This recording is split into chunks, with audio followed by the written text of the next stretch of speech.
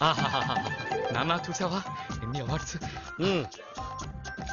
నమస్కారం సార్. ఇది మా అబ్బాయి జాతక చక్రం. చిన్నప్పుడు రాయించాను. ఇది చూసి మీరు వాడి జాతకం చెప్పాలి.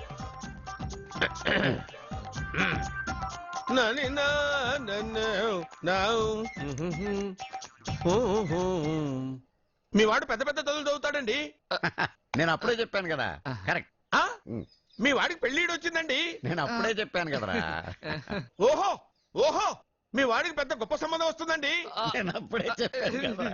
మీ వాడు 50 ఏళ్ళకే మంత్రి అయిపోతాడండి. నేను అప్పుడే చెప్పాను కదరా. 60వ ఏట సెంట్రల్ మినిస్టర్ అవుతాడండి. వీడు చెప్పే అన్ని తప్పుడు కూతురని అప్పుడే చెప్పాను కదరా. అంతేకాకుండా ఆపు. వీడి ఆయుష్ గురించి చెప్పు. ఆయుష్ కావాలా? ఆయుష్ ఆహా 95 సంవత్సరాలు ఏ రోగం రుష్టు లేకుండా కనీసం జలుబు దగ్గు లేకుండా జీవిస్తాడండి. అయ్యో, అయ్యో, అయ్యో. ఏమిటి ఏమిటి ఏమిటి ఎందుకలా కొడుతున్నారు? ఇది ఎవరి జాతకమో తెలుసా? 10 సంవత్సరాల మంచం మీద ఉండి చచ్చిపోయిన మా నాన్న జాతకం రా.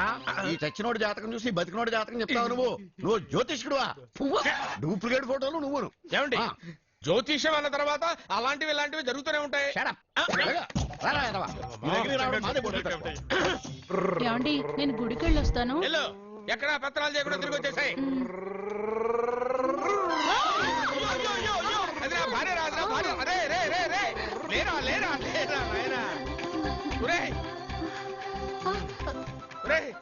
పని మీద వెళ్ళేవాడిని చూశాను గానీ పని కట్టుకుని మా ఆవిడ తగిలేవాడి నిన్నే చూశాను రా. ఏదో పిల్లలకు భోజనం తీసుకెళ్లే తొందరలో తగిలాను. అలాగే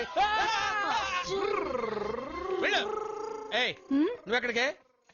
నువ్వు వెళ్ళు అది నేను పంపిస్తాను. వెళ్ళు.